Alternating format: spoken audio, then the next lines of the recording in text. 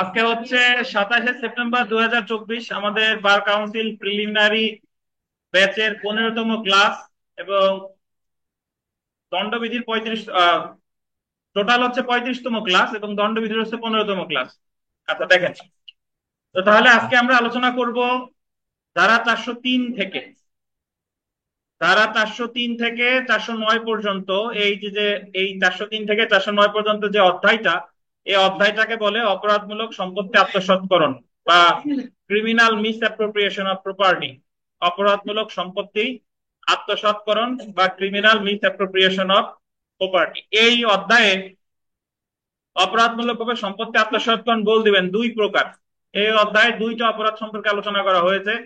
একটা হচ্ছে অসাধুভাবে সম্পত্তি আত্মসাৎ, ডিসঅনেস্ট মিসঅ্যাপ্রোপ্রিয়েশন অফ প্রপার্টি, এবং আর একটা আছে অপরাধমূলক বিশ্বাসভঙ্গ বা ক্রিমিনাল ব্রেচ অফ ট্রাস্ট। তো আবারও আমি বলি, দেখেন অধ্যায়ের নাম অপরাধমূলক সম্পত্তি আত্মসাৎ, বা এখানে দুইটা অপরাধ আলোচনা করছে। একটা হলো অসাধুভাবে সম্পত্তি আত্মসাৎ, ডিসঅনেস্ট মিসঅ্যাপ্রোপ্রিয়েশন অফ প্রপার্টি, এটা হলো 403 এবং 404। আর অপরাধমূলক বিশ্বাসভঙ্গ এটা আলোচনা করা হয়েছে 405 থেকে 409 পর্যন্ত। তো আমরা সরাসরি চলে আসি এই অধ্যায়ের যে প্রথম যে অপরাধটা, যেটা 403 ধারায় সংজ্ঞায়িত করা হয়েছে, অসাধুভাবে সম্পত্তি আত্মসাৎকরণ বা ডিসঅনেস্ট মিসঅ্যাপ্রোপ্রিয়েশন অফ প্রপার্টি। 403 ধারায় অসাধুভাবে সম্পত্তি আত্মসাৎকরণ শাস্তিযোগ্য অপরাধ। একটা জিনিস দেখেন, দণ্ড পরে পরে বসেন, আপনি বোকা নাকি, বসেন। হ্যাঁ, শুনেন আমাদের দণ্ডবিধির, শুনেন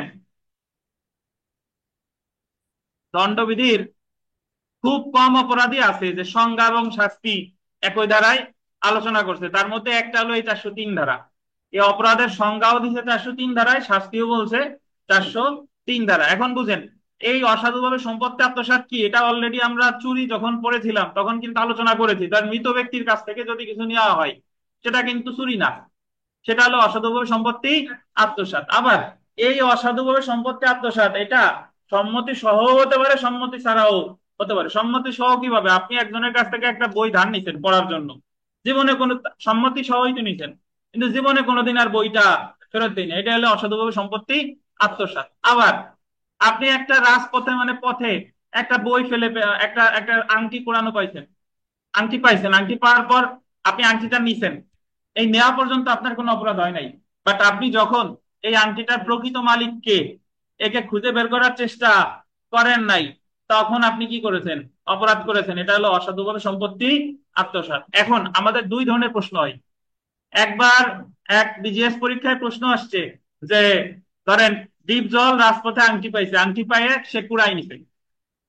তো অপশন এখানে সে কি অপরাধ করেছে? নর্মালি তো কোনো অপরাধ করেনি, বাট অপশনে ছিল চুরি, দস্যুতা, ডাকাতি, অসাধুভাবে সম্পত্তি আত্মসাৎ। এই জায়গায় কোনো অপরাধ করেনি, এই অপশনটা নাই। তাহলে এই ক্ষেত্রে এক্ষেত্রে কি বোঝাতে চাইছে? যে একটা অপরাধ করছে, তাহলে কি হবে? অসাধুভাবে সম্পত্তি আত্মসাৎ। বাট যদি কোনো অপশনে থাকতো যে ডিপজল এখানে কোনো অপরাধ করে নাই, তাহলে উত্তর হতো কি এখানে কোনো অপরাধ করেনি। অর্থাৎ কুড়ায় পাওয়া পাওয়া পর্যন্ত আপনার কোনো অপরাধ হয় নাই। যখন আপনি আপনার মনের মধ্যে কুচিন্তা আসছে যে আসল যে মালিক তারে খোঁজার আপনি চেষ্টা করেন নাই, তখন সেটা কি হয়ে যাচ্ছে? তখন সেটা হয়ে যাচ্ছে অসাধুভাবে সম্পত্তি আত্মসাৎ। এখন আমরা গতদিন পড়েছিলাম যে চুরির ক্ষেত্রে প্রমাণ করতে হয় কি, তানভীর আলম খান, দখল না মালিকানা? দখল স্যার। দখল। ইস, চুরির ক্ষেত্রে প্রমাণ করতে হয় দখল, ঠিক আছে। দখল। আর দস্যু আর এই যে অসাধু সম্পত্তি আত্মসাতের ক্ষেত্রে প্রমাণ করতে হবে মালিকানা। এক্ষেত্রে দখল না, এক্ষেত্রে মালিকানা। কি? মালিকানা। তো মালিকানা আমরা পরে ফিরি, দেখেন, এবং এটা সম্মতি সহ হতে পারে, সম্মতি কি ছাড়া হতে পারে। দেখেন, ছাড়া হতে পারে। অসাধুভাবে সম্পত্তি আত্মসাৎ অর্থ অসাধুভাবে কোনো বল দিবেন অস্থাবর সম্পত্তি, এটা অস্থাবর সম্পত্তি, এটা স্থাবর সম্পত্তি হয় না। কোনো অস্থাবর সম্পত্তি আত্মসাৎ বা তছরূপ করা, এর আর এর ইংরেজিতে বলে ডিসঅনেস্ট মিসঅ্যাপ্রোপ্রিয়েশন অফ প্রপার্টি, বাট বাংলায় অনেকগুলো বাংলা হয়। একটা হলো অসাধুভাবে সম্পত্তি আত্মসাৎ, আবার বলে অসাধুভাবে সম্পত্তি তছরূপ, তছরূপ বলে, দেখেন। বা নিজস্ব ব্যবহারে পরিণত করা হলে তাকে অসাধুভাবে সম্পত্তি আত্মসাৎকরণ বলে গণ্য হবে। শর্ত সমূহে চলে আসি আমি, দেখেন শর্তসমূহ। অসাধুভাবে সম্পত্তি আত্মসাৎকরণের অপরাধ সংঘটিত হয়েছে বলে গণ্য হবে যদি নিম্নলিখিত শর্তসমূহ পূরণ হয়। এক, অভিযুক্ত ব্যক্তি অসাধুভাবে অন্যের সম্পত্তি আত্মসাৎ করেছে। অসাধুভাবে শব্দটা বললেন, অবশ্যই তার ডিসঅনেস্ট, ডিসঅনেস্ট মানে ডিসঅনেস্টি থাকতে হবে, সে এটা কাজটা করেছে কি অসাধুভাবে, এবং তার নিজে বা তার নিজস্ব ব্যবহারে পরিণত করছে। 2 নম্বর দেখেন, সম্পত্তিটি অবশ্যই গোল দেবেন, সম্পত্তিটি অবশ্যই কি হতে হবে, অস্থাবর হতে হবে, মুভেবল প্রপার্টি হতে হবে। আপনি তো জুমে জয়েন করে এই বই আমার সরাসরি স্ক্রিন দেখতে পারেন, নেট তো আছে। আপনার নেট লাগবে না, এই জায়গায় ওয়াইফাই আছে। সম্পত্তিটা অবশ্যই কি হতে হবে, অস্থাবর হতে হবে। 3 নম্বর দেখেন, সম্পত্তি নিজস্ব ব্যবহারে পরিণত করা, আন্ডারলাইন করেন বা আত্মসাৎ করেন, অবশ্যই অসাধুভাবে হতে হবে। যতক্ষণ পর্যন্ত আপনার সরল বিশ্বাস আছে ততক্ষণ পর্যন্ত কোনো অপরাধ হয় নাই। দেখেন, জেনে রাখা ভালোতে আমরা চলে আসি। জেনে রাখা ভালো, অস্থাবর সম্পত্তি যদি বোঝাই, অসাধুভাবে সম্পত্তি আত্মসাৎকরণের বিষয়বস্তু হতে হবে অস্থাবর সম্পত্তি। তাহলে একটা জিনিস দেখেন, চুরির বিষয়বস্তু ছিল অস্থাবর সম্পত্তি, বলপূর্বক গ্রহণ বা চাঁদাবাজি ছিল স্থাবর অস্থাবর উভয়, দস্যুতাও স্থাবর অস্থাবর উভয়। আর দস্যুতা যদি স্থাবর অস্থাবর উভয় হয়, তাহলে ডাকাতিও স্থাবর অস্থাবর উভয়। কিন্তু অসাধুভাবে সম্পত্তি আত্মসাৎ কি? তার মানে আমরা অস্থাবর পাইলাম কয়টা, চুরি আর এই যে অসাধুভাবে সম্পত্তি আত্মসাৎ। যেমন স্বর্ণ, টাকা ইত্যাদি। যেমন করিম কবিরের নিকট থেকে 2টি বস্তা নিয়ে যায় এবং ফেরত না দিয়ে বিক্রয় করে দেয়, কোনোদিন ফেরত দেয়নি, উল্টা বিক্রয় করে দিয়েছে। করিম এখানে অসাধুভাবে সম্পত্তি আত্মসাৎ করেছে বলে কি হবে বলেন, গণ্য হবে। এখন আমরা চলে আসি, দেখেন অসাধুভাবে সম্পত্তি নিজ ব্যবহারে পরিণত করা, এটা আসলে কি? আন্ডারলাইন করবেন, প্রাথমিকভাবে সৎ উদ্দেশ্যে সম্পত্তি গ্রহণ অসাধুভাবে সম্পত্তি আত্মসাৎকরণ না। মানে যখন আপনি রাজপথ থেকে টাকাগুলো কুড়াই নিলেন, ওই কুড়ানো পর্যন্ত আপনার কোনো অপরাধ হয় নাই, বরং সৎ উদ্দেশ্যে সম্পত্তি গ্রহণ বা পেয়ে পরবর্তীতে অসাধুভাবে সম্পত্তি নিজ ব্যবহারে পরিণত করা অসাধুভাবে সম্পত্তি আত্মসাৎকরণ বলে গণ্য হবে। অসাধুভাবে সম্পত্তি আত্মসাৎকরণের ক্ষেত্রে অভিযুক্ত ব্যক্তি সম্পত্তি প্রাথমিকভাবে, আন্ডারলাইন করেন, সৎ উদ্দেশ্যে গ্রহণ করে বা থাকে বা পেয়ে থাকে, কিন্তু পরবর্তীতে অসাধুভাবে সম্পত্তি নিজ ব্যবহারে পরিণত করে। যেমন দেখেন, যেমন আমান রাস্তায় 1,000 টাকা পেল এবং মালিককে টাকাটা ফেরত দিবে বলে গ্রহণ করলো। যখন পাইছে তখন তার মন সৎ ছিল, কিন্তু কি কয়েক কদম হাঁটার পরে মন কলুষিত হয়ে গেছে, যে কিন্তু টাকা ফেরত না দিয়ে আমার নিজ ব্যবহারে পরিণত করলো।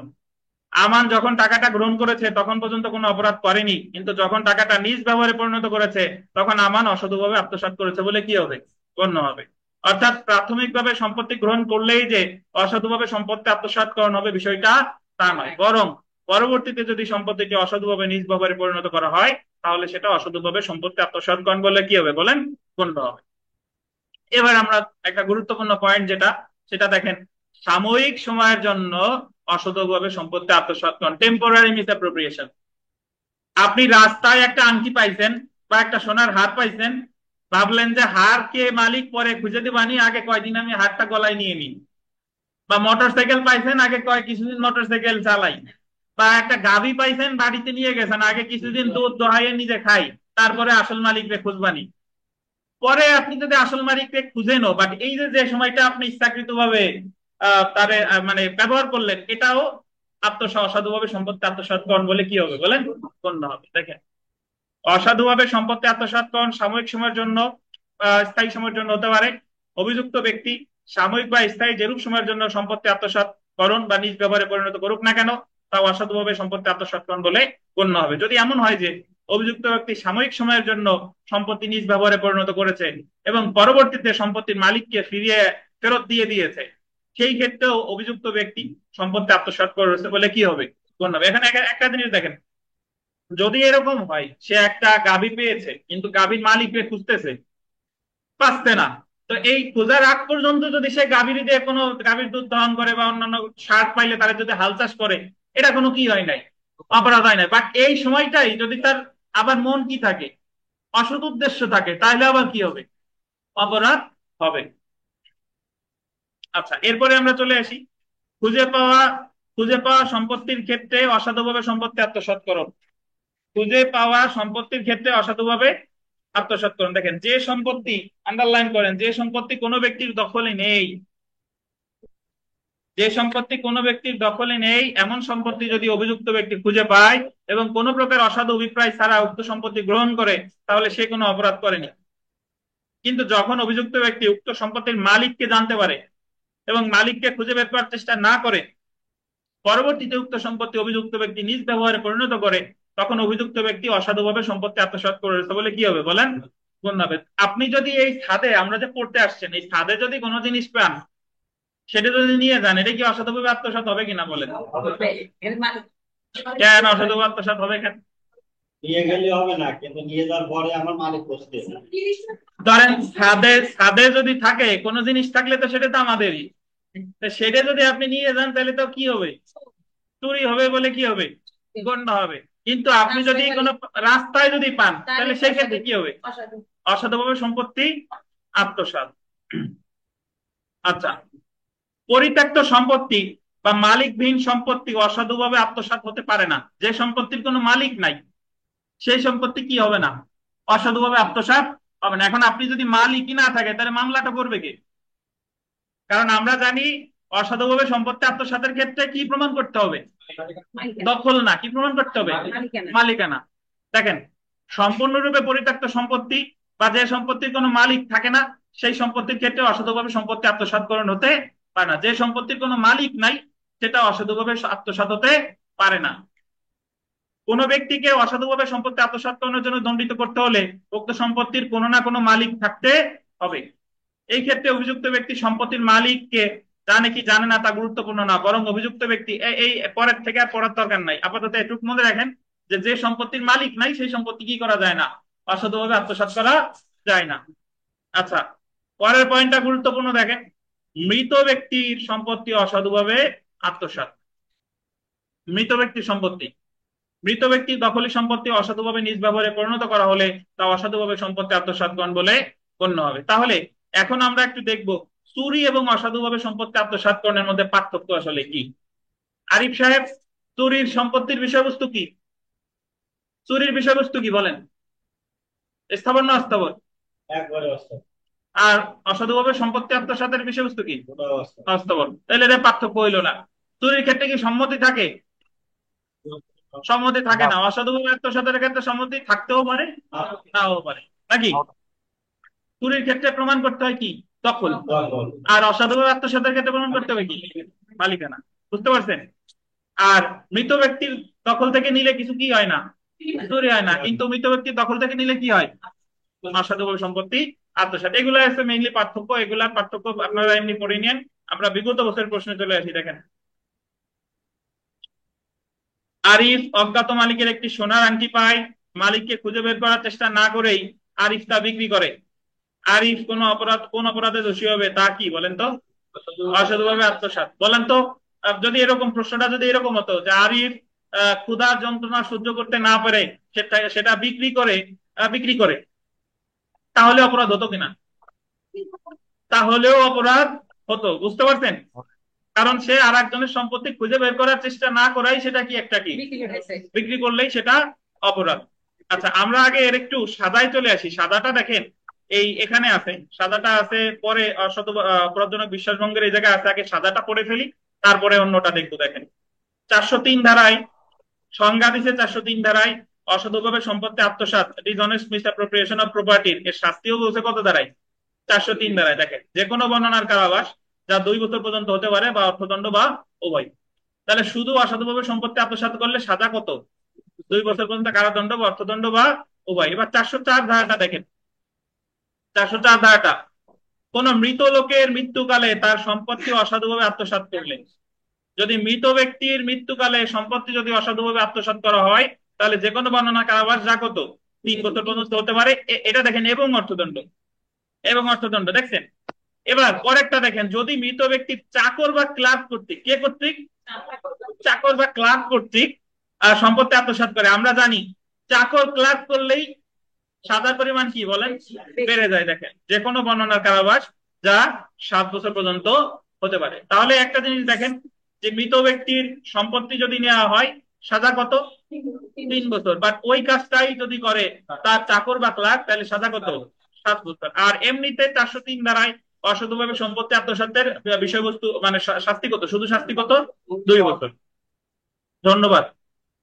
তাহলে আমরা এখন চলে আসি অপরাধমূলক বিশ্বাসভঙ্গ। এবং এখানে আপনি একটা কথা একটু লিখতে পারেন, লিখতেন কিনা, যে অসাধুভাবে সম্পত্তি আত্মসাৎকরণের ক্ষেত্রে প্রমাণ করতে হয় কি, মালিকানা, প্রমাণ করতে হয় মালিকানা। যদি কখনো প্রশ্ন আসে যে নিম্নের কোনটির ক্ষেত্রে শুধু দখল প্রমাণ করতে হয়, চুরি। যদি বলে কোনটির ক্ষেত্রে মালিকানা প্রমাণ করতে হয়? অসাধুভাবে অসাধুভাবে সম্পত্তি আত্মসাৎ। আত্মসাৎ। ধন্যবাদ। আত্মসাৎ। আমরা বিগত বছর প্রশ্ন পড়ে ফেলেছি। এবার দেখেন অপরাধমূলক বিশ্বাসভঙ্গ, ক্রিমিনাল ব্রেস অফ ট্রাস্ট, ধারা 405। ধারা 405, ক্রিমিনাল ব্রেস অফ ট্রাস্টের মধ্যে এই অসাধুভাবে সম্পত্তি আত্মসাৎ থাকে যদি আপনার সাথে কারো বিশ্বাসের সম্পর্ক থাকে, কোনো চুক্তিগত সম্পর্ক থাকে, তাহলে ওই বিশ্বাসের সম্পর্ক ভঙ্গ করে যদি কেউ কোনো সম্পত্তি আত্মসাৎ করে, তখন সেই অসাধুভাবে আত্মসাৎটা পরিচিত হবে কি নামে? অপরাধমূলক বিশ্বাসভঙ্গ। বাংলা সিনেমা যারা দেখেন তারা এটা, এই অপরাধজনক বিশ্বাসভঙ্গ প্রচুর হয়। ধরেন নায়কের বাবা তার অফিসের সকল দায়িত্ব ম্যানেজারকে দিয়ে গেছে, তারা গেছে বিদেশে ঘুরতে, এসে দেখলো কি যে সে অফিসের নামও চেঞ্জ হয়ে গেছে, নামও কি চেঞ্জ হয়ে গেছে, ম্যানেজার নিজের মতো করে সবকিছু নিয়ে নিছে। এই জায়গা কি হয়েছে বলেন? অপরাধজনক বিশ্বাস। কারণ তারে বিশ্বাস করে এই দায়িত্বটা কি দিয়ে গেছিল, পরবর্তীতে সে এটা কি আত্মসাৎ করেছে। তো এখানে একটা জিনিস গুরুত্বপূর্ণ, শুধু অসাধুভাবে সম্পত্তি আত্মসাতের বিষয়বস্তু ছিল অস্থাবর সম্পত্তি, কিন্তু অপরাধজনক বিশ্বাসভঙ্গের বিষয়বস্তু স্থাবর এবং অস্থাবর উভয়। শুধু অসাধুভাবে সম্পত্তি আত্মসাতের ক্ষেত্রে কোনো বিশ্বাসের সম্পর্ক থাকে না, কিন্তু অপরাধজনক বিশ্বাসভঙ্গের ক্ষেত্রে অবশ্যই একটা কিসের সম্পর্ক থাকে?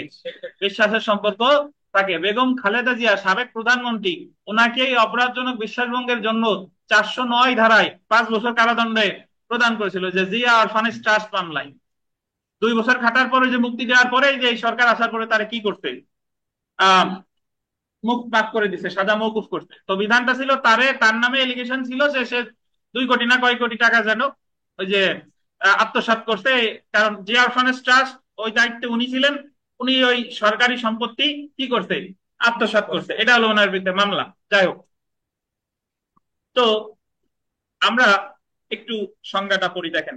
অপরাধমূলক বিশ্বাসভঙ্গ বা ক্রিমিনাল ব্রেস অফ ট্রাস্টের অর্থ: কোন ব্যক্তি কোন সম্পত্তি বা সম্পত্তির উপরে আধিপত্যের, আন্ডারলাইন করেন, আধিপত্যের বা বিশ্বাস বলে ভারপ্রাপ্ত হয়ে উক্ত সম্পত্তি অসাধুভাবে আত্মসাৎ বা তছরূপ করে বা নিজের ব্যবহারে পরিণত করে, তাহলে তা অপরাধমূলক বিশ্বাসভঙ্গ হবে।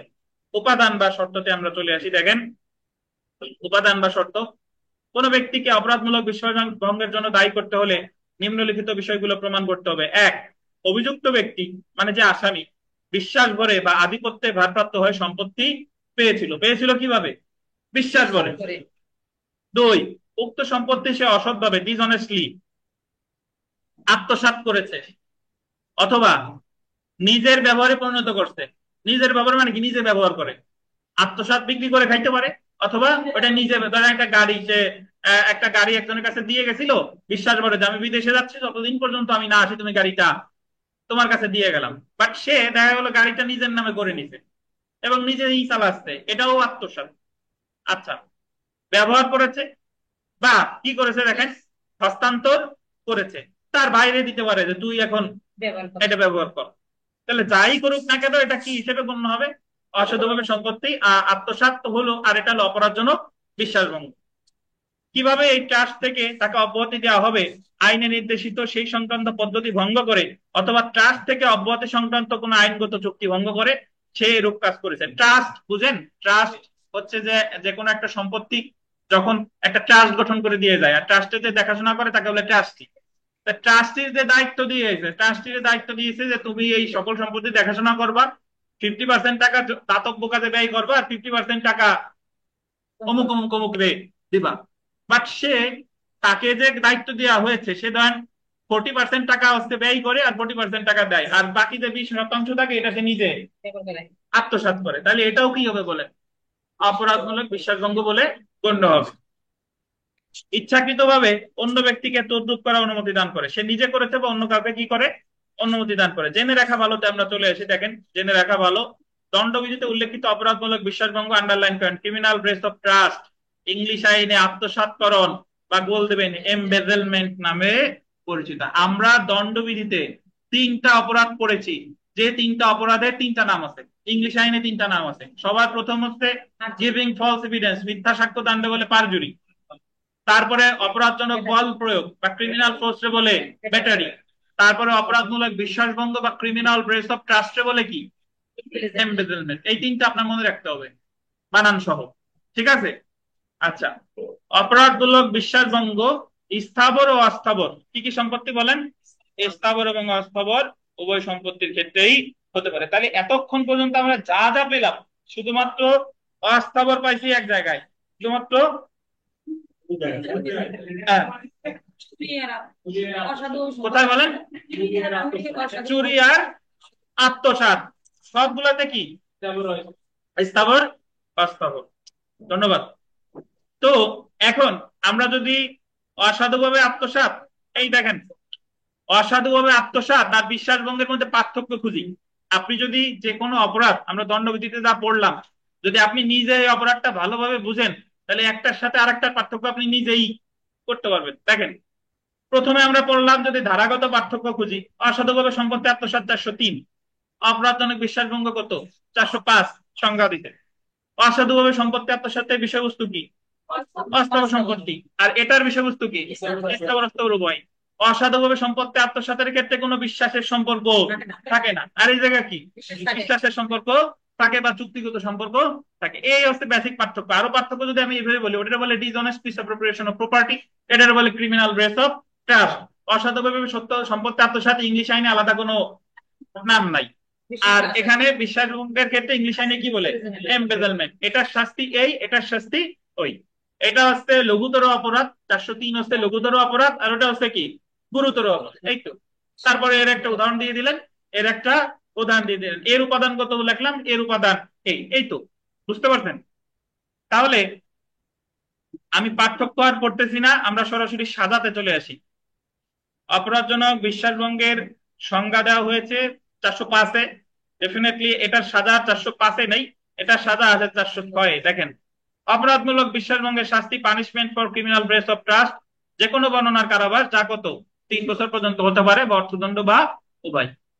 407 নাম্বার দেখেন, বাহক কর্তৃক অপরাধমূলক বিশ্বাসভঙ্গের স্বার্থ। বাহক বুঝেন? ক্যারিয়ার। বাহক মানে কি? আপনি একটা জিনিসে একজনের দিতে পাঠাইলেন, ওই যে ধরেন আমি যেটা বলি যে আহ, ঔষধের গাড়ি যারা ঔষধ সাপ্লাই দেয়, তারা তো ওই কোম্পানির বাহক। তো তারা যদি দেখা গেল ঔষধ দোকানে না দিয়ে নিজের আত্মসাৎ করতেছে, তাহলে সে দণ্ডিত হবে কত দ্বারায়?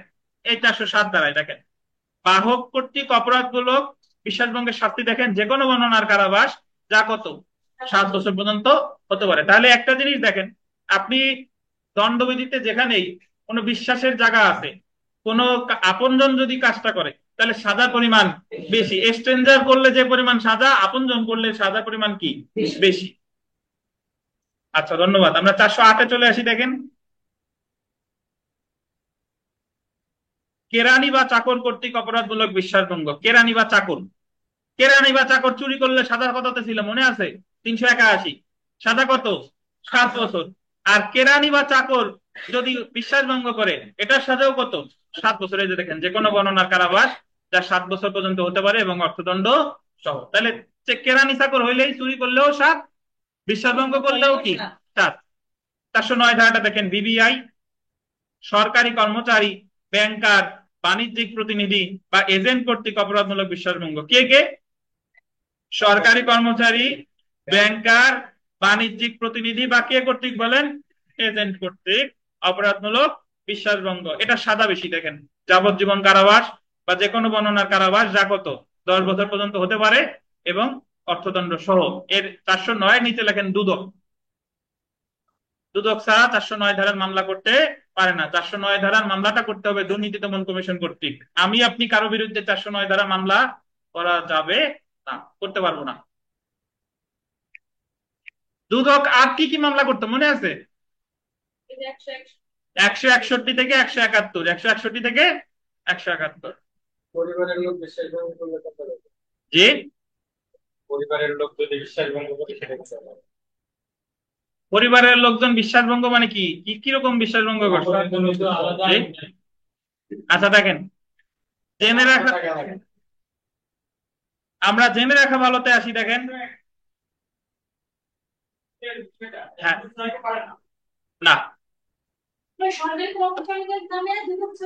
না, আমি আপনি করলে হবে না। এখন আপনি বলতে পারেন যে দুদকের, আমি যদি মামলা করতে চাই, তাহলে আমার করণীয় কি? দুদকে গিয়ে অভিযোগ দিতে হবে, তারাও বিষয়টা অনুসন্ধান করে তারপরে মামলা করবে। বুঝতে পারছেন? আচ্ছা, হ্যাঁ, জি, জেনে রাখা ভালোতে আসি। দেখেন, জেনে রাখা ভালো যে অসাধুভাবে সম্পত্তি আত্মসাৎকরণ 403 ধারায় শাস্তিযোগ্য। অপরাধমূলক বিশ্বাসভঙ্গের সংজ্ঞা 405 ধারায়, শাস্তি 406 ধারায় উল্লেখ করা হয়েছে। অসাধুভাবে সম্পত্তি আত্মসাৎকরণের শাস্তি হচ্ছে কয় বছর? 2 বছর। এবং অপরাধমূলক বিশ্বাসভঙ্গের সর্বোচ্চ শাস্তি কত বছর? 3 বছর হতে পারে। 409 ধারায় সরকারি কর্মচারী, ব্যাংকার বা বাণিজ্যিক প্রতিনিধি বা এজেন্ট কর্তৃক অপরাধমূলক বিশ্বাসভঙ্গের সর্বোচ্চ সাজা কি? যাবজ্জীবন কারাবাস। মানে যে কোনো সরকারি কর্মচারী যদি বিশ্বাসভঙ্গ করে তার বিরুদ্ধে মামলা হবে কয় ধারায়? 409 ধারায়। 409 ধারায়। আমি সরকারি কর্মচারী না, বাণিজ্যিক প্রতিনিধিও না, বা এজেন্ট কর্তৃপক্ষও না, আপনি ব্যাংকার, ব্যাংকারও না। তাহলে আপনি কি? এখন দেখা যাচ্ছে যে আমি যে কোনো আছে, তার প্রমাণ আছে। আর বলেন বলেন। তারপরে দেখা যাচ্ছে ভুল করে হ্যাঁ, সে কোটি কোটি টাকা পায়। আপনাদের এলাকার, তাই? হ্যাঁ। আচ্ছা, এটা, আচ্ছা, আমরা বিগত বছরের প্রশ্নে আসি। ইংলিশ কোচিং এর সাথে জড়িত, তাই? আচ্ছা দেখেন, আচ্ছা 1 নাম্বার দেখেন, 1 নাম্বার প্রশ্নটা দেখেন। নিচের কোনটি নিচের কোনটি অপরাধমূলক বিশ্বাসভঙ্গের উপাদান নয়? সম্পত্তি প্রতারণামূলক ভাবে কি বলেন আত্মসাৎকরণ। এখানে আমরা এটা আত্মসাৎকরণ আছে, বাট এখন পর্যন্ত আমরা প্রতারণামূলক ভাবে কিছু করি নাই। প্রতারণামূলক আমরা সামনে আসতেছি। প্রতারণা মানেই হচ্ছে সেটা ছল। প্রতারণা মানেই হচ্ছে কি? ছল। তো এই জায়গায় সম্পত্তি অর্পণ আছে উপাদান, সম্পত্তি অসাধুভাবে আত্মসাৎকরণ উপাদান আছে, আইনের নির্দেশ লঙ্ঘন, আইনানুগ চুক্তিভঙ্গ আছে। কিন্তু সম্পত্তি প্রতারণামূলক ভাবে আত্মসাৎকরণ এটা অপরাধমূলক বিশ্বাসভঙ্গের কোনো কি নয়, উপাদান নয়। ধন্যবাদ। 2 নাম্বার প্রশ্নটা দেখি আমরা। দেখেন যে করিমের দোকানে খাইরুল ক্যাশ কাউন্টারের দায়িত্ব নিয়ে যদি থাকা অবস্থায়, দায়িত্ব মানে সে একটা বিশ্বাসের সম্পর্কে আছে, 50,000 টাকা সরিয়ে ফেলে। খাইরুল পেনাল কোডের কোন ধারার অপরাধ করেছে? সে চাকর সরাইছে বা ক্লার্ক বা চাকর সরাইছে, তাহলে কোন ধারার অপরাধ করলেন?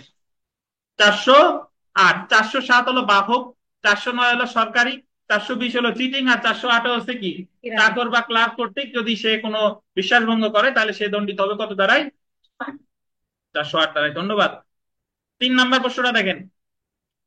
করিম 5,000 টাকা কবিরকে 7 দিনের জন্য রাখতে দেয়। কবির আকস্মিক প্রয়োজনে তা খরচ করে ফেলে এবং 15 দিন পর তা করিমকে ফেরত দেয়। এই জায়গায় কোনো অসাধুতা নাই। অসাধুভাবে বলছে যে অসাধুভাবে সে খরচ করে, এই রিলেটেড কোনো কথা নাই। তো এখানে কি হয় নাই? কোনো অপরাধী হয় নাই। আমরা সেলফ প্র্যাকটিসে চলে আসবো। দেখেন সেলফ প্র্যাকটিসের 1 নাম্বার প্রশ্নটা দেখেন। দণ্ডবিধি অনুযায়ী অপরাধমূলক সম্পত্তি আত্মসাৎকরণ কত প্রকার?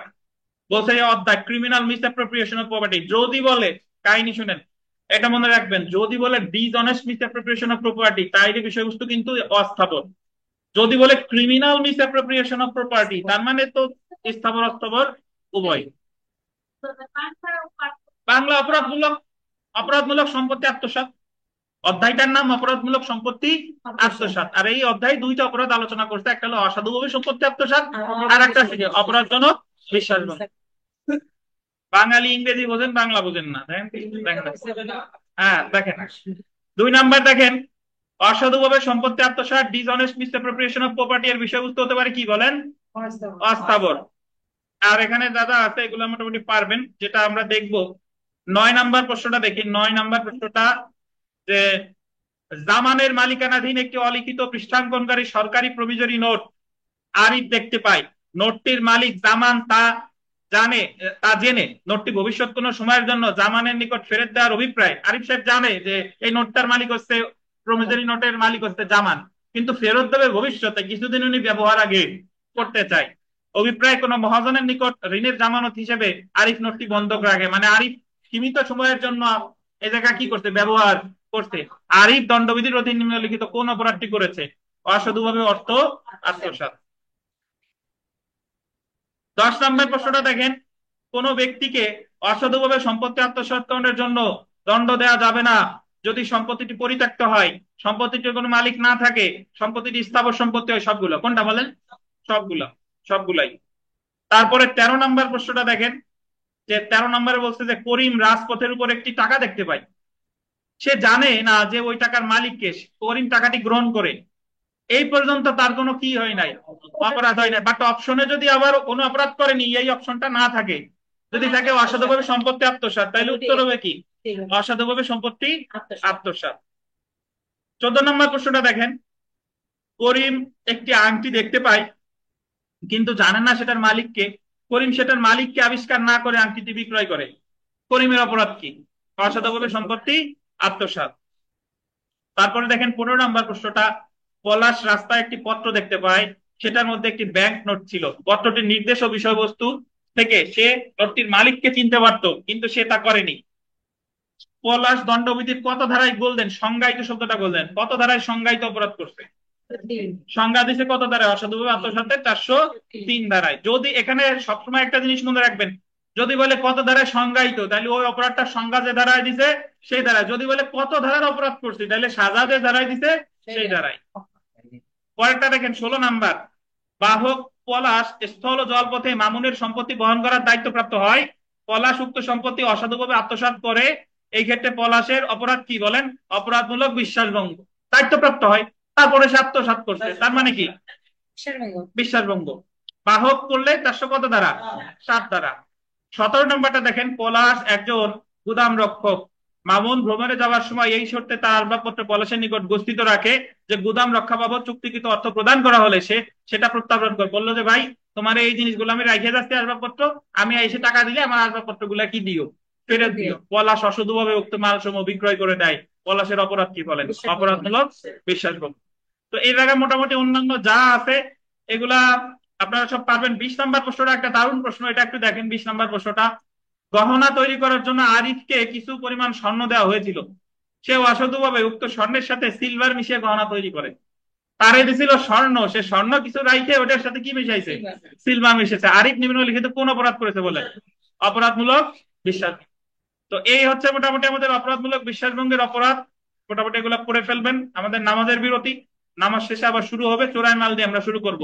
আর কোনো প্রশ্ন যদি থাকে মনে রাখেন, বিরতির পরে এসে জিজ্ঞেস করেন। ধন্যবাদ।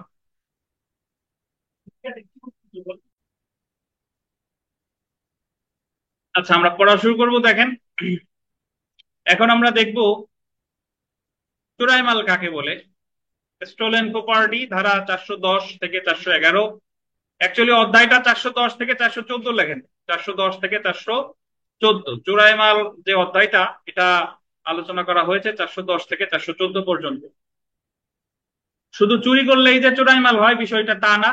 অন্যান্য ভাবেও যদি কোনো সম্পত্তি লাভ লাভ করা হয় তাহলে সেটা চোরাই মাল হতে পারে। কিভাবে দেখেন তো, চোরাই মাল ইংরেজিতে বলে স্টোলেন প্রপার্টি। 410 ধারায় চোরাই মালকে সংজ্ঞায়িত করা হয়েছে। 411 ধারায় অসাধুভাবে চোরাই মাল গ্রহণের শাস্তি উল্লেখ করা হয়েছে। অসাধুভাবে, অবশ্যই চোরাই মালটা গ্রহণ করতে হবে কিভাবে বলেন? অসাধুভাবে। অসাধুভাবে মানে আপনি জাইনে শুনে চোরাই মাল যদি নেন তাহলে আপনি সাজা পাবেন কত ধারায়? 411 ধারায়। আমরা 410 ধারাটা দেখি। স্টোলেন প্রপার্টি বা চোরাই মাল দণ্ডবিধি 410 ধারায় চোরাই মালকে সংজ্ঞায়িত করা হয়েছে। সংজ্ঞা দেওয়া হয়েছে কত ধারায়? 410 ধারায়।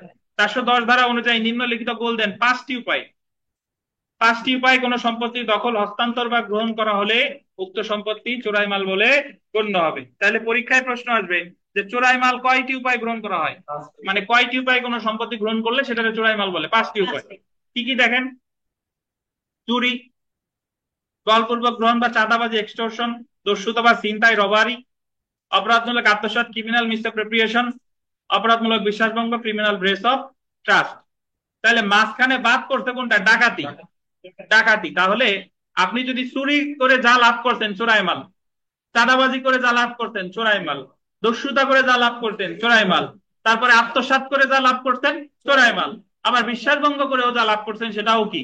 চোরাই মাল। তাহলে ডাকাতি করে যে লাভ করতেন সেটারে কি বলা হচ্ছে না?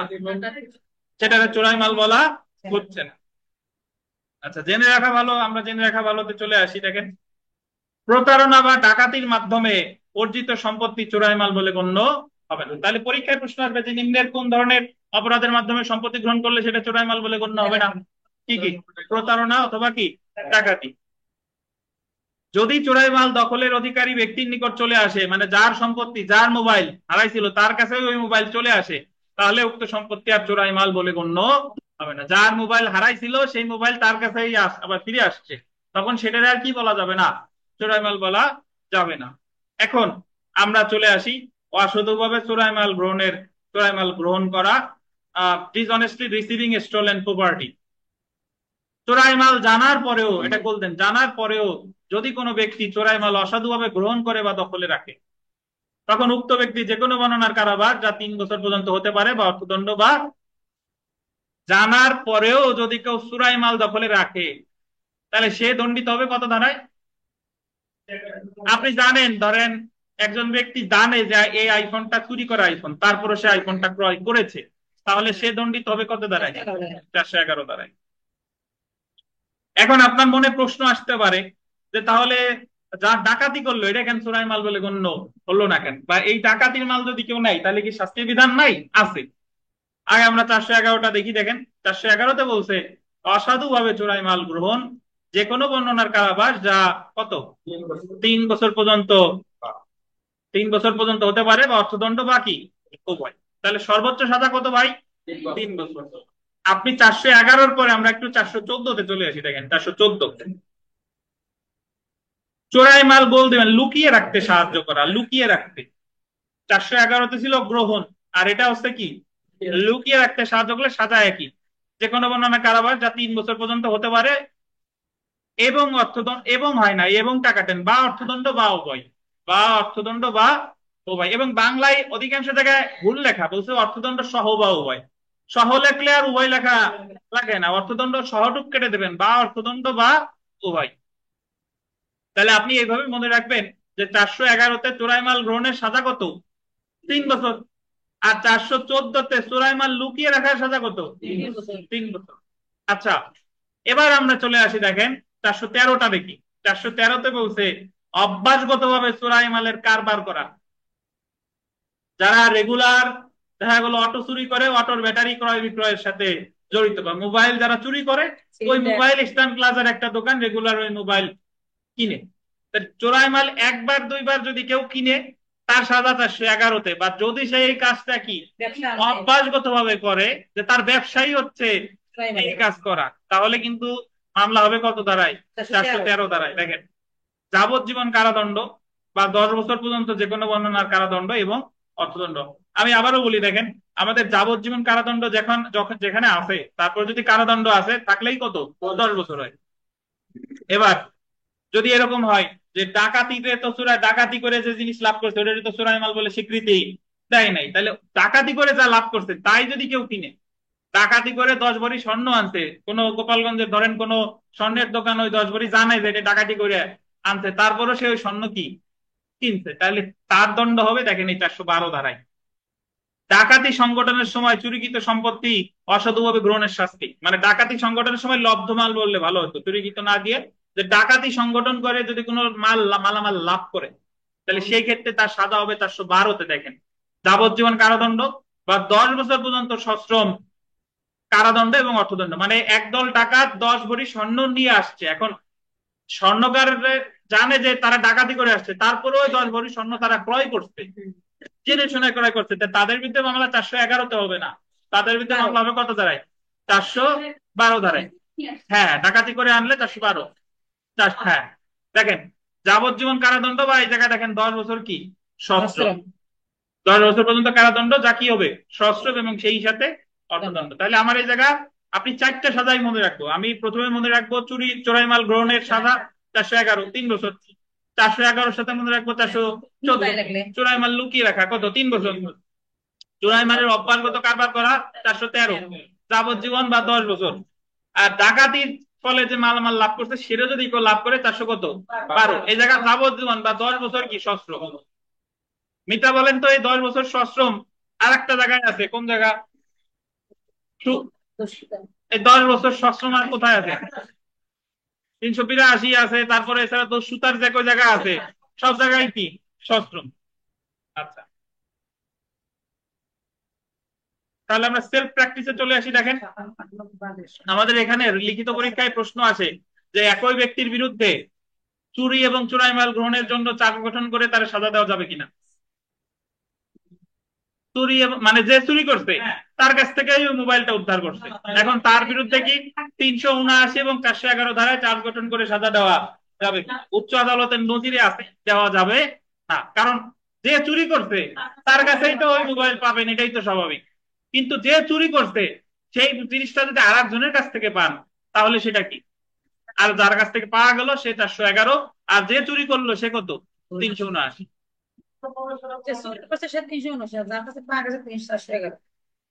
দেখেন আমরা সেলফ প্র্যাকটিসে আসি, বাট আমি বলি বাস্তবে কোর্ট কাছারিতে যে মামলা হয় সেই জায়গায় ওই চোরের বিরুদ্ধে 379 দেয়, 411 দেয়, এবং বিচারকরাও বিচার করে সাজা দেয়। কিন্তু এই দণ্ডটাকে যখন আপিলে চ্যালেঞ্জ করবে তখন আর ওই দণ্ড ওই টেকবে না, বুঝতে পারছেন? কারণ তখনও ওই ওই সাজা বাদ হয়ে যাবে, কারণ যে চুরি করছে তার বিরুদ্ধে শুধু চুরির সাজাই দেওয়া যাবে, তার ক্ষেত্রে 411 ধারায় চোরাই মাল গ্রহণের সাজা দেওয়া যাবে না।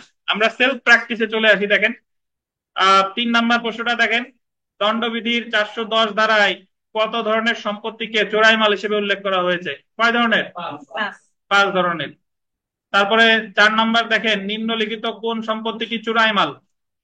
আর যে সম্পত্তি চুরির মাধ্যমে হয়েছে, যে সম্পত্তির দখল বলপূর্বক গ্রহণের মাধ্যমে হয়েছে, যে সম্পত্তির দখল দস্যুতার ফলে হয়েছে, কোনটি বলেন? চুরি। আচ্ছা বিথিকা বলেন, বিথিকা বিশ্বাস বলেন তো, চোরাই মালের বিষয়বস্তু স্থাবর না অস্থাবর? অস্থাবর। হ্যাঁ, ভেবে চিন্তে বলেন, ভেবে চিন্তে বলেন, ভেবে চিন্তে বলেন, চোরাই মালের বিষয়বস্তু কি স্থাবর নাকি অস্থাবর? হ্যাঁ। এই আরিফ সাহেব অস্থাবর। আপনি বলেন। তার মানে তো চোরাই মালের চোরাই মালের সম্পত্তি স্থাপন না স্থাপন। হ্যাঁ যদি আমরা চোরাই মালের সংঘাত থেকে 5 দিন কি বুঝি, হ্যাঁ স্থাপন তো দুটোই আছে। হ্যাঁ, স্থাবর অস্থাবর দুইটাই। কেন দুইটাই হলো একটু ব্যাখ্যা দেন। ওর মধ্যে ওই যে চোরাই মালে যেটা আছে দস্যুতা, তারপরে স্যার ওই যে বলপূর্ব, জি, ওখানে তো ওই যে চুরি আছে, তারপরে দস্যুতা, দস্যুতা, তারপরে চাঁদাবাজি, এগুলাই তো স্থাবর অস্থাবর উভয়। আচ্ছা আমরা 5 নম্বর প্রশ্নটা দেখি, যে সম্পত্তির দখল দস্যুতার ফলে হয়েছে সে সম্পত্তির কি বলে? চোরাই মাল। তাহলে মোটামুটি এই জায়গায় যা যা আছে পারবেন। আমরা সরাসরি প্রতারণা চলে আসি। প্রতারণা, চিটিং, 415 থেকে 420। প্রতারণা, চিটিং। অ্যাকচুয়ালি আপনারা এই যে যে আমরা চুরি থেকে চোরাই মাল পর্যন্ত এই যে যে অপরাধগুলো পড়লাম, এই অপরাধগুলো আপনি আপনার ভাষায় সংজ্ঞা দিতে পারবেন? সবাই একটু জিজ্ঞাসা করি দেখি, আপনারা আমার সামনে যারা যারা আছেন। রুবেল, আপনি চুরির সংজ্ঞা দেন রুবেল। চুরির সংজ্ঞা হলো কোনো ব্যক্তির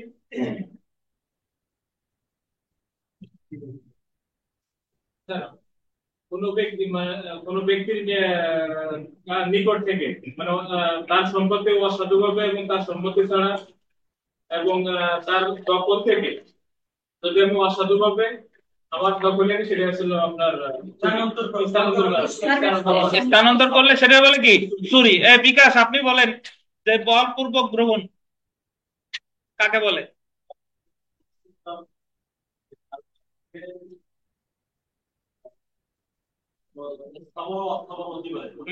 হ্যাঁ,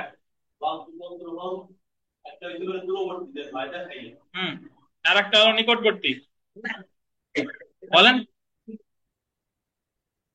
বলেন না, বলেন কিরকম ভয়, একটা উদাহরণ দেন তো, উদাহরণ দেন। ভাই একটা বিল্ডিং করতেছে, ভাই আমার যদি 5,000 টাকা ইটা দিই, বকশিশ না দিই, তাহলে বিল্ডিং আমি করতে দেব না। বিল্ডিং করতে দেবেন না? আচ্ছা, এখন কয় মাসের মধ্যে? 2 মাস, তাও 5,000 মোটে। আচ্ছা, এটা বলপূর্বক গ্রহণ, এটা হচ্ছে ভয়টা হতে হবে দূরবর্তী। মোর্শেদ সাহেব বলেন তো, দস্যুতা কখন হয়? দস্যুতা কয়টা? চুরি এবং বলপূর্বক গ্রহণের ক্ষেত্রে কয়টা জিনিস, কয়টা অপরাধ করলে বা করার চেষ্টা করলে বা তাৎক্ষণিক ভয় দেখালে সেটা দস্যুতা হয়?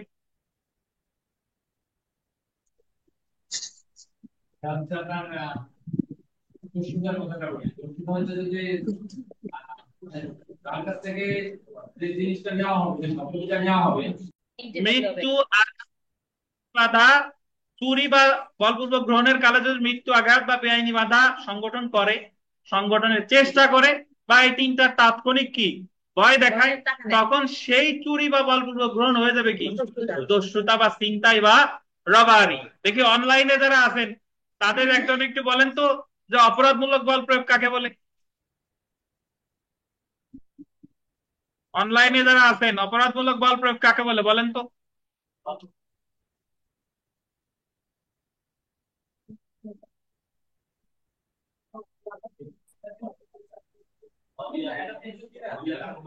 অপরাধমূলক বল প্রয়োগ অনলাইনে যারা আছেন পারবেন? জি স্যার। বলেন। স্যার, কোনো ক্ষতি, অপর ব্যক্তিকে ক্ষতি করার উদ্দেশ্যে যদি আছে ওই ব্যক্তিকে বা বস্তুকে স্থান পরিবর্তন করা হয়, কোনো প্রাণী দিয়া, কোনো ভয় দেখিয়া যদি এরকম স্থান পরিবর্তন করানো হয় বা আছে স্থানচ্যুতি করা হয়, তাকে অপরাধমূলক বল প্রয়োগ বলে। জি, 350 ধারায় বলা আছে যদি একজন ব্যক্তি আরেকজন ব্যক্তিকে অপরাধ সংগঠনের অভিপ্রায়ে তার গতি পরিবর্তন করে, তার গতি রোধ করে, তাকে গতিশীল করে, নিজের দেহের দৈহিক শক্তির মাধ্যমে, কোনো বস্তুর মাধ্যমে অথবা কোনো কি প্রাণীর মাধ্যমে, তাহলে তিনি অপরাধমূলক বল প্রয়োগ করেছে বলে গণ্য হবে। বলপূর্বক গ্রহণ আর অপরাধমূলক বল প্রয়োগ কিন্তু দুই অপরাধ, বুঝছেন? কিন্তু বলপূর্বক গ্রহণ দে বলে এক্সটর্শন, চাঁদাবাজি, চাঁদাবাজি। চাঁদাবাজি। আর অপরাধমূলক বল প্রয়োগ হচ্ছে কি ক্রিমিনাল ফোর্স বা ব্যাটারি। ক্ষতি রোধ করা। তাহলে তানভীর আলম খান, আপনি একটু বলেন ডাকাতি কাকে বলে? বলেন, কি মনে নাই? বলেন।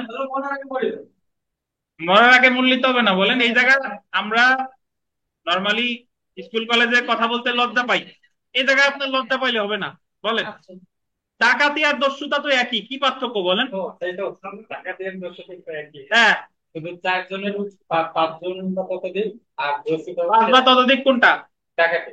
ডাকাতি। দস্যুতার চেষ্টা করে বা দস্যুতা করে যদি 5 বা ততোধিক ব্যক্তি, তাহলেই সেটাকে কি বলে? ডাকাতি। তো বিমল সাহেব বলেন দি, আপনার জন্য একটা ধারা বরাদ্দ, খুন সহ ডাকাতি কত ধারায় শাস্তিযোগ্য? 396। জি, আসেন আমরা প্রতারণায় চলে আসি। এতক্ষণ অনেক চুরি ডাকাতি হয়েছে, এখন আমরা প্রতারণা করা শুরু করবো। আসে প্রতারণা, প্রতারণা বিষয়ক অপরাধ, চিটিং। প্রতারণার ক্ষেত্রে থাকবে ছলনা। আমি বললাম আমার কাছে পড়লে পাস কনফার্ম, 300 প্রশ্ন দিয়ে দেবো, বাইরে যাবে। বুঝতে পারছেন? পরীক্ষা দিয়ে আসলেন 300-র ভিতর 50টাও বাদে নাই, তাহলে আমি কি করছি? প্রতারণা, ছলনা। বললাম যে এই তেল যদি মাথায় লাগান তাহলে পাট খেতে হয়ে যাবে মাথা। হ্যাঁ, হ্যাঁ। তো যে জায়গায় আপনার ছলনা আছে, যে ক্রিম লাগাইলে নাইজেরিয়ান লোকও একেবারে রাশিয়ান লোক হয়ে যাবে, কিন্তু কিছুই হয় নাই, এটাই হচ্ছে কি প্রতারণা। মানে আপনার ছলনা ছিল, তঞ্চকতা ছিল। এতক্ষণ আমরা যে যে যে সকল অপরাধ করলাম, ধরেন চুরিতে ছলনা তঞ্চকতা নাই, বলপূর্বক গ্রহণে নাই, দস্যুতায় নাই, ডাকাতিতে নাই, আত্মসাতে নাই, বিশ্বাসভঙ্গতেও নাই। বাট এখন নতুন একটা ধরনের উদয় হয়েছে, সেটা হলো কি প্রতারণা। যে জায়গায় আপনার যা, যে জিনিস যা না তাই বলে আপনারা কি বিশ্বাস করাচ্ছি, এবং ওইটা আপনারা রাখতে আমি বাধ্য করতেছি, এবং বিনিময়ে আপনার কাছ থেকে কোনো কিছু কি নিচ্ছি। এবং আমি যদি আপনার ওই জিনিস না বুঝাইতাম তাহলে আপনি এই কাজটা করতেন না, এবং এই কাজের ফলে আপনার ক্ষতি হয়েছে, হয় দেহের ক্ষতি হয়েছে, মনের ক্ষতি হয়েছে, না হলে কি সুনামের ক্ষতি হয়েছে। দেখেন, আমরা প্রতারণার সংজ্ঞায় চলে আসি। প্রতারণা, দণ্ডবিধি 415 ধারায় প্রতারণার সংজ্ঞা দেওয়া হয়েছে। বল দিবেন, প্রতারণামূলক ভাবে বা অসাধু ভাবে, ফ্রডুলেন্টলি এন্ড ডিসঅনেস্টলি। একটা জিনিস এখানে কি খেয়াল করছেন, যে এতক্ষণ আমরা যে অপরাধগুলো করছি, চুরি থেকে শুরু করে চোরাই মাল, এ জায়গা শুধু অসাধু ভাবে ছিল, শুধু অসাধু ভাবে ছিল, প্রতারণামূলক ভাবে ছিল না। কিন্তু প্রতারণার মধ্যে অসাধু ভাবেও আছে, আবার কি প্রতারণামূলক ভাবেও আছে। কোন ব্যক্তিকে সম্পত্তি হস্তান্তর করতে প্রবৃত্ত, ইনডিউসিং করা হলো কি প্রতারণা। 415 ধারা অনুযায়ী নিম্নলিখিত শর্ত পূরণ হলে তা প্রতারণা বলে গণ্য হবে। এক, দেখেন, এক ব্যক্তি অন্য ব্যক্তির সাথে ছলনা বা ডিসিপশন করবে। কি করবে? ছলনা। যে ব্যক্তি ছলনা করে সে এমন ছলনার মাধ্যমে প্রবঞ্চনা, ফ্রডুলেন্টলি বা অসাধুভাবে অপর কাউকে, আন্ডারলাইন করবেন, কোন সম্পত্তি প্রদানে প্ররোচিত করবে। মানে আমি আপনারে ভুং বাং বুঝাইছি, বলতেছি, এবং এই এই বোঝানোর মাধ্যমে আপনার কাছ থেকে আমি কোনো কি সম্পত্তি প্রদানে কি করতেছি? প্ররোচিত করতে। কোন ব্যক্তিকে কোন সম্পত্তি গোল দিবেন, রেখে দেওয়ার ব্যাপারে সম্মতি প্রদানে তাকে প্ররোচিত করবে। আপনি বলতেছেন যে এই চুল, এই শ্যাম্পু আপনি রেখে দেন, এই শ্যাম্পু একবার মাথায় লাগাইলে 2 মাসের মধ্যে ঝাঁকড়া চুলের পাপড়ি দুলানো যুবক হয়ে যাবে। কিন্তু চুল শ্যাম্পু লাগানোর পরে চুল যে কটা ছিল সে কটা আর নাই। আচ্ছা, তারপরে দেখেন যে আসলে স্যার এই লিঙ্কটা স্যার আগেটা ভালো ছিল স্যার। আচ্ছা দেখেন 3 নাম্বার দেখেন যে ইচ্ছাকৃতভাবে বা উদ্দেশ্যমূলক ভাবে অনুরূপ প্রতারিত ব্যক্তিকে এমন কোন কার্য করতে বা করা হতে বিরত থাকতে প্ররোচিত করে যে কার্য সেই ব্যক্তি অনুরূপ প্রতারিত না হলে বা করতো না, বা করা হতে বিরত থাকতো না। আমি প্রতারণা করতে বলেই সেই কাজটা করছে, নাহলে সেই কাজটা কোনোদিনই কি করতো না। এবং এমন কার্য করা বা করা হতে বিরত থাকার কারণে উক্ত ব্যক্তির আন্ডারলাইন করেন দেহ, মন, খ্যাতি বা সম্পত্তির ক্ষতি করে বা করার সম্ভাবনা তৈরি করে। তাহলে মাসুদ প্রতারণা কাকে বলে মাসুদ সাহেব?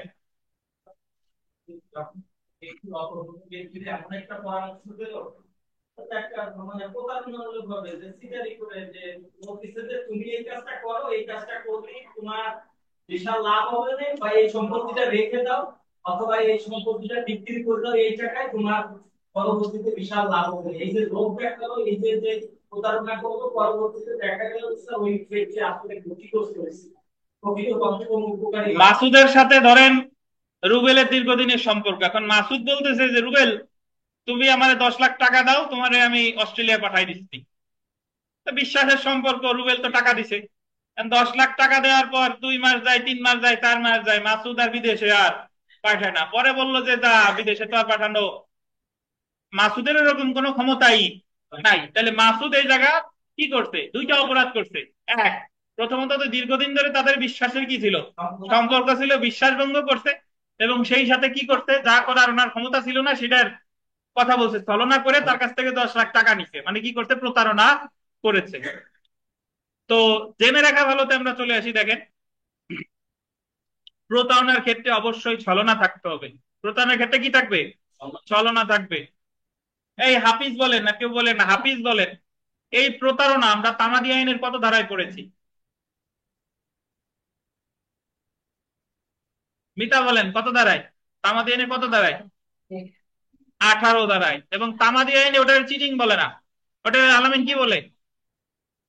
ফ্রড বলে। ফ্রড বলে। তামাদি আইনে চিটিং বলে নাই, তামাদি আইনে কি বলছে? ফ্রড। আচ্ছা, জেনে রাখা ভালো। এখন এদিক সেদিক জিজ্ঞেস করলে সাথে সাথে বলে দিতে হবে।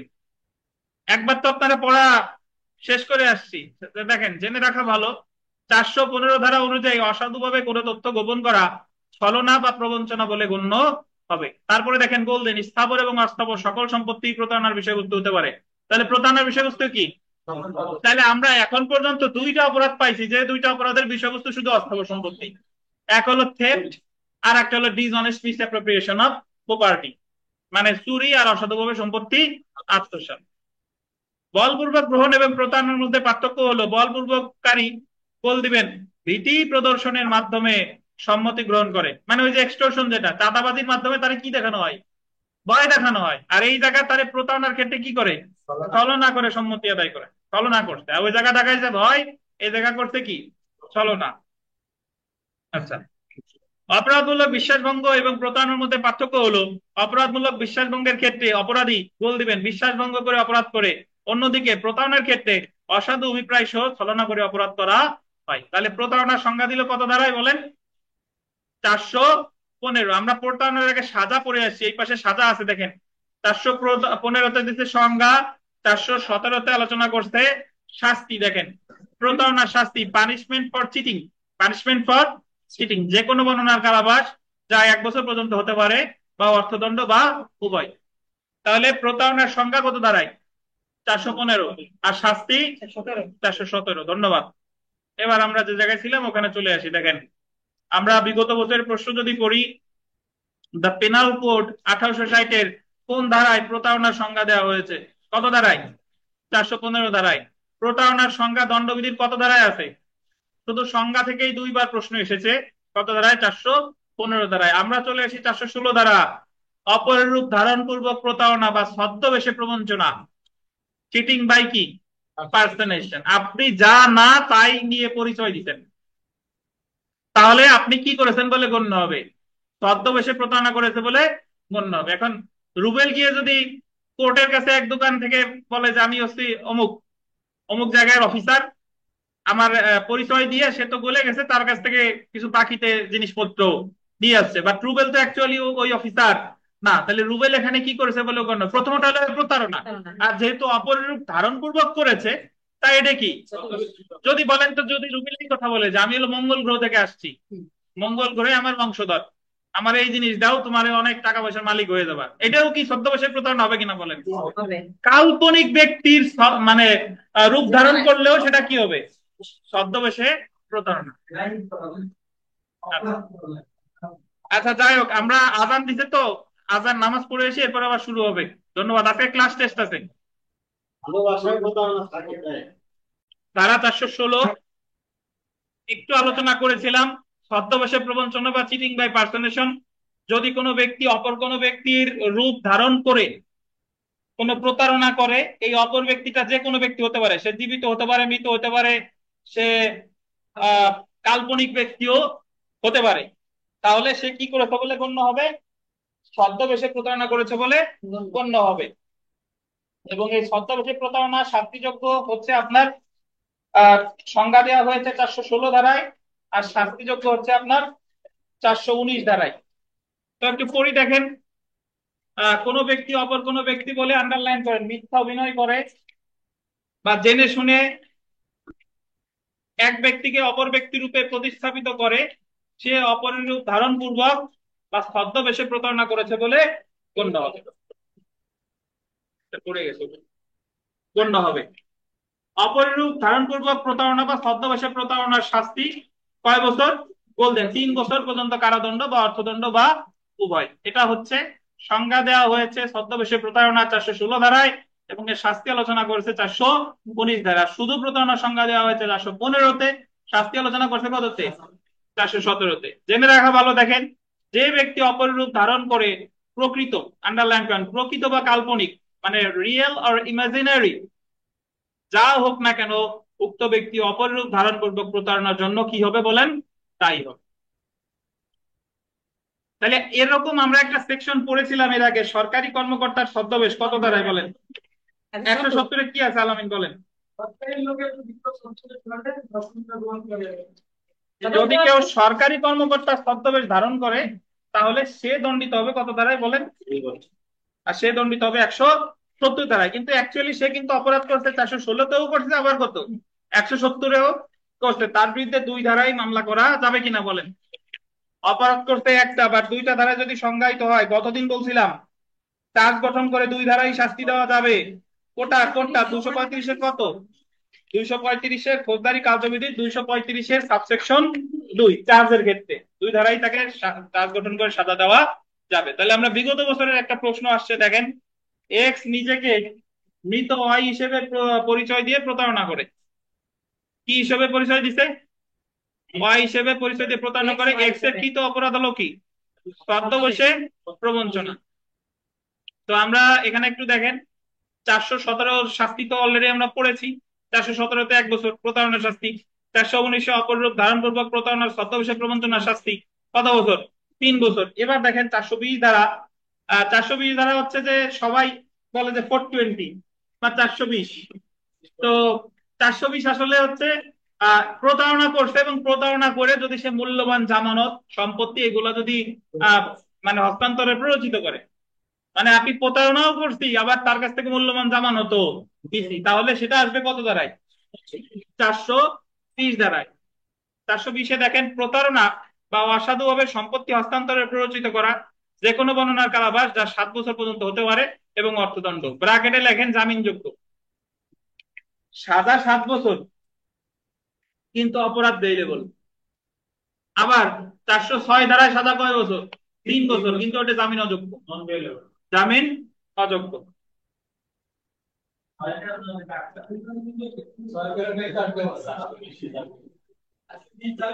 হ্যাঁ, 406 জামিন অযোগ্য। 406 এটা জামিন অযোগ্য, আর এটা শাস্তি বেশি তবুও এটা জামিন যোগ্য। আচ্ছা, তো জেনে রাখা ভালোতে যদি আমরা চলে আসি, দেখেন দণ্ডবিধির 417 ধারায় প্রতারণার শাস্তি এবং 419 ধারায় অপররূপ ধারণ পূর্বক প্রতারণার শাস্তি উল্লেখ করা হয়েছে। প্রতারণার শাস্তি শাস্তি 1 বছর কারাবাস এবং অপররূপ ধারণপূর্বক প্রতারণার শাস্তি কত? 3 বছর পর্যন্ত কারাবাস। বিগত বছরের প্রশ্নে আমরা চলে আসি। দেখেন বিগত বছরের প্রশ্ন যে প্রতারণার গোল্ডেন সর্বোচ্চ সাজা কি? এ জায়গায় জানতে চাইছে কি সাজা? সর্বোচ্চ সাজা। তাহলে প্রতারণার এমনিতে সাজা হতে পারে যে কোনো গণনার কত? 1 বছর। তাহলে সর্বোচ্চ বললে কি হবে? তাহলে জায়গা উত্তর ভুল নাই, উত্তর হবে যে জায়গায় আমি দেখবো 1 বছর সশ্রম আছে, তাহলে উত্তর অর্থদণ্ড সহ 1 বছর সশ্রম। উত্তর হবে কত? ক। উত্তর হবে ক। যদি পরীক্ষায় প্রশ্ন আসতো যে প্রতারণার শাস্তি কি, তাহলে উত্তর হতো যে কোনো গণনার 1 বছর বা অর্থদণ্ড বা উভয়। আমরা সেলফ প্র্যাকটিসে চলে আসি। দেখেন সেলফ প্র্যাকটিসে মোটামুটি যা আছে পারবেন। 7 নম্বর প্রশ্নটা দেখি যে প্রতারণার বিষয়বস্তু হতে পারে স্থাবর সম্পত্তি, অস্থাবর সম্পত্তি, বাড়ি, সবগুলো। কি বলেন? সবগুলো। 8 নম্বর প্রশ্নটা দেখি প্রতারণার ক্ষেত্রে নিম্নলিখিত কোন শর্তটি পূরণ হতে হবে? ছলনা থাকতে হবে, প্রতারণামূলক ভাবে সম্পত্তি হস্তান্তর প্রবৃত্ত করা, অসাধুভাবে সম্পত্তি হস্তান্তর প্রবৃত্ত করা, উপরের কি? সবগুলা। এখানে 11 নম্বর প্রশ্নটা দেখেন। 11 নম্বর, এ সিভিল সার্ভিসের সদস্য বলে অসত্যভাবে ভান করে ইচ্ছাকৃতভাবে জেড কে ফাঁকি দেয়। সে আসলে সিভিল সার্ভিসের সদস্য না। এরূপ তাকে ধারে মাল দেওয়ার জন্য জেড কে অসাধুভাবে প্রবৃত্ত করে। এই উক্ত মালের মূল্য প্রদানের অভিপ্রায় এর নেই। তাহলে এর অপরাধ কি বলেন? এ জায়গা অ্যাকচুয়ালি উত্তর হয় ছদ্মবেশে প্রবঞ্চনা। কি হয় বলেন? ছদ্মবেশে প্রতারণা হয়, বাট প্রতারণাও হয় আবার কি। প্রথমত এটা হচ্ছে প্রতারণা, আর দ্বিতীয়ত এটা যেহেতু মানে সিভিল সার্ভিসের ছদ্মবেশে পরিচয় দিছে, তো দ্বিতীয়ত এটা কি হবে? ছদ্মবেশে প্রতারণা। যদিও এই জায়গায় উত্তর কাউন্ট করতে প্রতারণা, বাট অ্যাকচুয়ালি উত্তর হওয়া উচিত কোনটা বলেন? ছদ্মবেশে প্রবঞ্চনা। আচ্ছা, 13 নম্বর প্রশ্নটা দেখেন। 13, করিম মুক্তা না এমন কোন বিষয়কে মুক্তা বলে দাবি করে কবিরকে টাকা ধার দিতে অসাধুভাবে পরিচিত করে। বললাম যে এই যে দেখো মুক্তা, বাট অ্যাকচুয়ালি সেটা মুক্তা না, তাহলে কি হবে? প্রতারণা। হ্যাঁ, সেটা পরের বিষয়, বাট প্রতারণা তো হয়েছে। দেখেন 15 নম্বর দেখেন। ক নিজেকে, ক যিনি একজন মৃত ব্যক্তি বলে ভান করে প্রতারণা করে, ক এর অপরাধ কি? ছদ্মবেশে প্রবঞ্চনা, যে আর একজনের রূপ ধারণ করবো। 16 নম্বর দেখেন। ক নিজেকে একই নামের এক ধনী ব্যাংকার বলে মিথ্যা অভিনয় করে প্রতারণা করে। এই ক্ষেত্রে ক দণ্ডিত হবে কত ধারায়? 419 ধারায়। 419 ধারায়। 18 নম্বর প্রশ্নটা বেশ গুরুত্বপূর্ণ, এটা একটু দেখি আমরা। করিম বিশ্ববিদ্যালয়ের পরীক্ষায় নিজেকে খায়রুল হিসেবে উপস্থাপন করে, বাট অ্যাকচুয়ালি সে করিম, কিন্তু পরিচয় দিছে কি হিসেবে? খায়রুল হিসেবে। খায়রুল এর নামে পরীক্ষার খাতায় নাম লেখে এবং সে নামও লিখছে। এখানে করিমের অপরাধ একটা হয়েছে, আমি জানি, সেটা হলো অপরূপ ধারণপূর্বক প্রতারণা, এটা হয়েছে মাল। বাট সাথে জালিয়াতি হয়েছে। জালিয়াতি কেন হয়েছে আমরা জালিয়াতির সময় ব্যাখ্যা করব। ওই স্বাক্ষর দেওয়ার কারণে। প্রতারণা আর জালিয়াতির মধ্যে পার্থক্য হলো প্রতারণা ডকুমেন্ট রিলেটেড না, বা ডকুমেন্ট রিলেটেড হয় না, কিন্তু জালিয়াতি হয় কি? অবশ্যই কি হবে? হ্যাঁ, প্রতারণা ডকুমেন্ট রিলেটেড হতেও পারে, নাও পারে, কিন্তু জালিয়াতিটা অবশ্যই কি হতে হবে? Document related. এখন ওই যে আরেকজনের রূপ ধারণ পূর্বক পরীক্ষা দিতে গেছে, এটা হলো ছদ্মবেশে প্রতারণা। আর এই যে সিগনেচার করতে, এটা হচ্ছে কি? জালিয়াতি। আচ্ছা, 19 নম্বর দেখেন। কোন ব্যক্তিকে অপররূপ ধারণ পূর্বক প্রতারণার জন্য দায়ী হবে যদি সে প্রকৃত বা কাল্পনিক কি যাই হোক না কেন। এরপরে আমরা চলে আসি 20 নম্বর প্রশ্ন, আজকের শেষ নাম্বার। 20 নম্বরটা দেখেন যে দণ্ডবিধির 419 ধারায় অপররূপ ধারণপূর্বক প্রতারণা বা ছদ্মবেশে প্রবঞ্চনার সর্বোচ্চ শাস্তি কি? সর্বোচ্চ শাস্তি কি বলেন? 3 বছর পর্যন্ত কারাদণ্ড। শুনেন, আমি আপনাদের একটা হচ্ছে আপনাদের প্রতি শনিবারে আমাদের ফৌজদারি কার্যবিধির শনিবারে 40 মার্কের একটা পরীক্ষা হবে। ফৌজদারি কার্যবিধির আমি বলে দিলাম 1 থেকে 105 ধারা পর্যন্ত। কত বললেন? 1 থেকে 105। এটার উপর পরীক্ষা কবে? আগামী শনিবার। এই শনিবার না, কাল, আগামীকাল যেটা, এটা না। 1 থেকে 105 ধারা পর্যন্ত ফৌজদারি কার্যবিধি, যাতে আপনারা ভুলে না যান সেই জন্য আগামী শনিবার 1 থেকে 105 ধারা 40 মার্কের অতিরিক্ত ক্লাস টেস্ট সামনে শনিবারে। স্যার আগামীকাল কি পরীক্ষা আছে? হ্যাঁ, আগামীকাল তো সেটার উপর পরীক্ষা আগামীকাল। আগামীকাল কি পরীক্ষা স্যার? আজকে যতটুকু পড়ছি সেটার উপরে। ও ঠিক আছে, এখন আমাদের পরীক্ষা অনুষ্ঠিত হবে। যারা যারা অনলাইনে আছেন গ্রুপে প্রশ্ন পেয়ে যাবেন। ধন্যবাদ। 5 তারিখ পরে মনে হয়।